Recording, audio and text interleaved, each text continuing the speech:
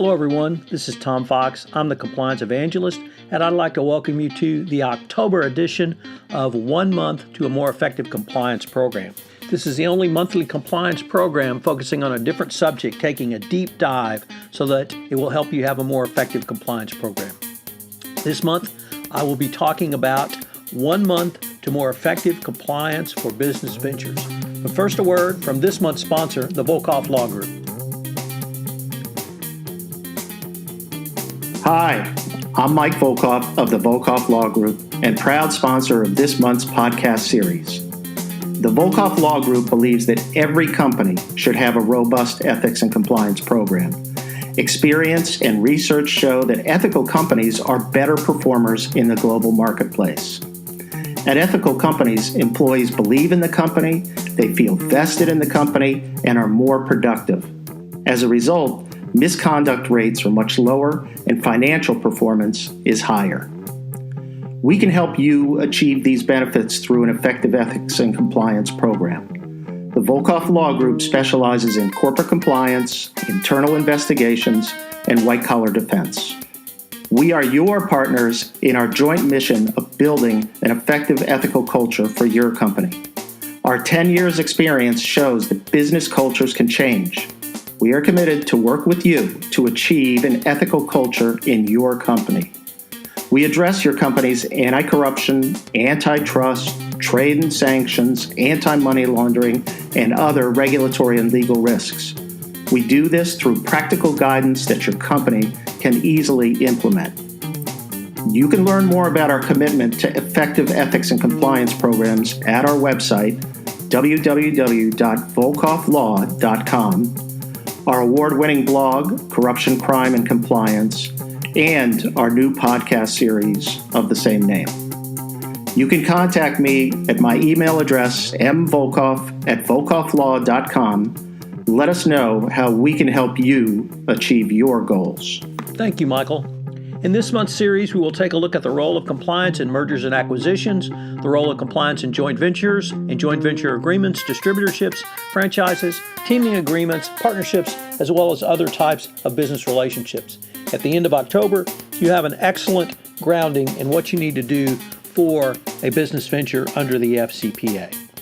My 1 month series of 1 month to a more effective compliance program running through 2017 is a part of the Compliance Podcast Network.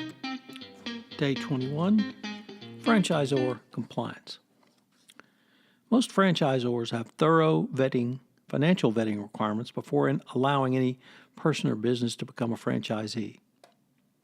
Yet, how many of these same businesses perform FCPA compliance due diligence on their prospective overseas franchisees?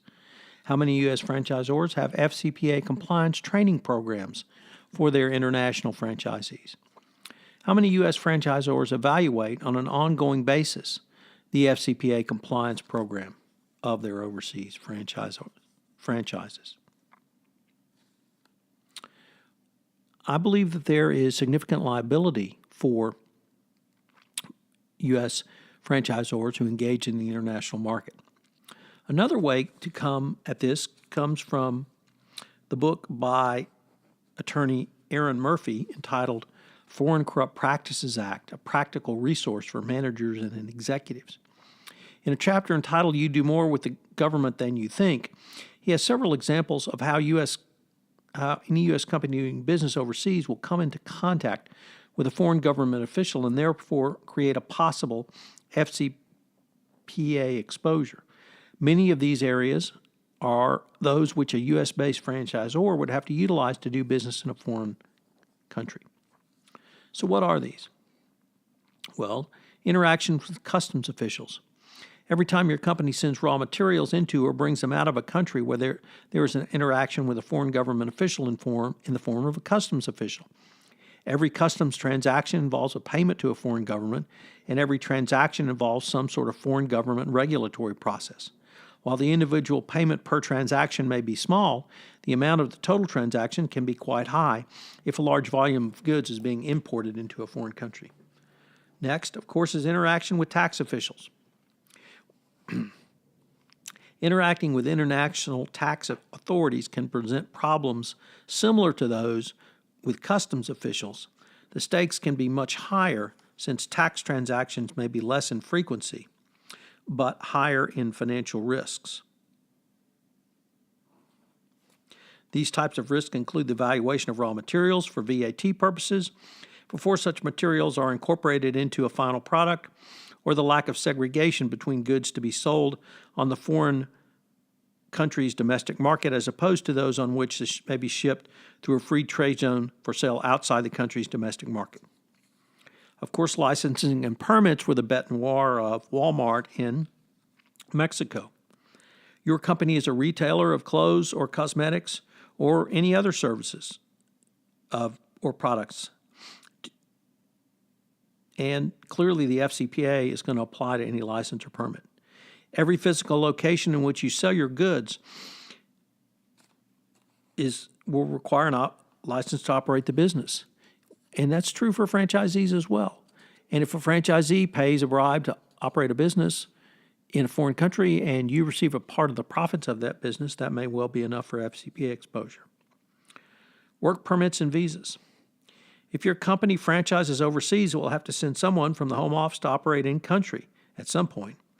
In this post-9/11 world, this means at a minimum your company will have to obtain a visa for each employee who enters the foreign country and probably a work permit as well, or may well require a visa. And certainly under the Trump administration, visas and work permits are becoming more required for U.S. citizens because of the restrictions put on by the United States government.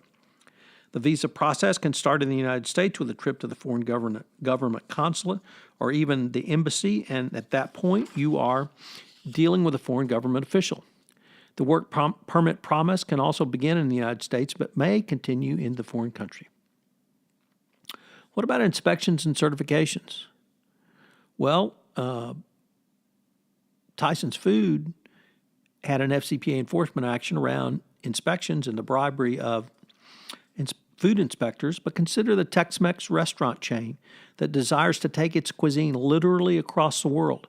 In any city in the world where there will be some type of certification process to enable the business to start operating, and then, of course, there'll be a need for ongoing inspections of sanitary conditions. Such inspections may be rare, but if there's slime in the ice machine, it may be grounds to close the restaurant.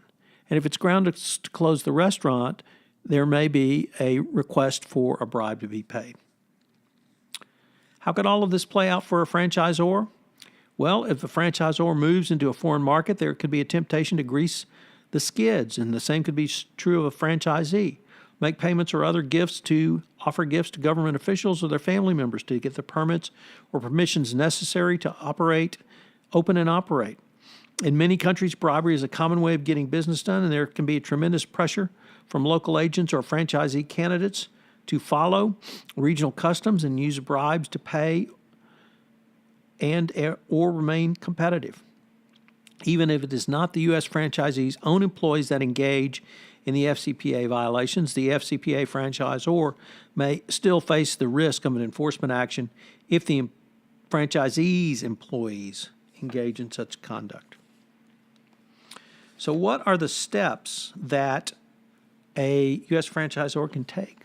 Well, fortunately, they're really no different than all of the steps we've been talking about, not only this month, but literally all of this year. So presumably the franchisor has conducted market research before deciding to enter a market, but you have to go through a due diligence process in researching the background of potential franchisees, master franchisees, and other representatives using a variety of resources. There should be strong FCPA compliance and ethics language and warranties in any franchise agreement, warning against violating the FCPA and, of course, local anti-bribery laws. Franchisors should include contract language which allows for audits and terminations, rights of master franchisees, area representatives, and area developers if red flags or violations are identified. Franchisors may also consider having board or management review of potential FCPA liability decisions. Franchisors must have their own compliance program in place and have a compliance program in place that they're going to put onto their franchisees. A written manual available in hard copy and electronically obviously tailored to fit the franchisors and franchisees' needs, that educates the franchisees, its employees, agents, and anyone affiliated with the franchise about corruption and anti-bribery and the relevant laws. The franchisor must train franchisees to ensure that franchise employees and their agents are accurately invoicing sales and payments with no hidden fees.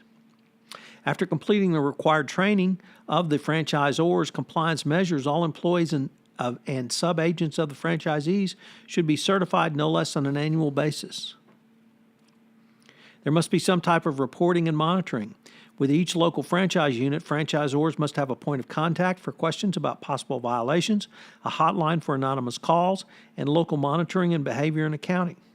The company should then have a process in which the local franchisee reports the information back to the domestic franchisor.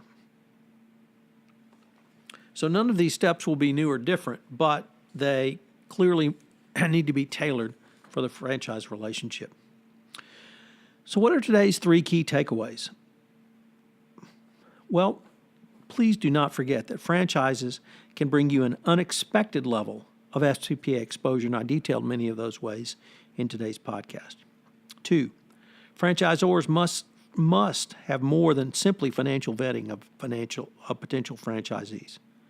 And finally, use your full compliance toolkit for business ventures in managing the FCPA risk for franchises. This is Tom Fox. I hope you've enjoyed day 21 of 1 month to more effective compliance for business ventures, and I hope you will join me tomorrow for our wrap-up of day and ending day 22. This is Tom Fox again. I'd like to thank you for listening to this episode of 1 month to more effective compliance for business ventures, and I hope you will join me again. If you have listened to this podcast on iTunes, I would greatly appreciate it if you would rate the podcast, as it would help in our rankings and help get the word out about the only daily podcast which will bring you a more effective compliance program. If you have any questions, you can email me at tfox@tfoxlaw.com. Once again, thanks to this month's sponsor, Mike Volkoff at the Volkoff Law Group. The podcast series, 1 month to a more effective compliance program, is a part of the Compliance Podcast Network. Please join us again.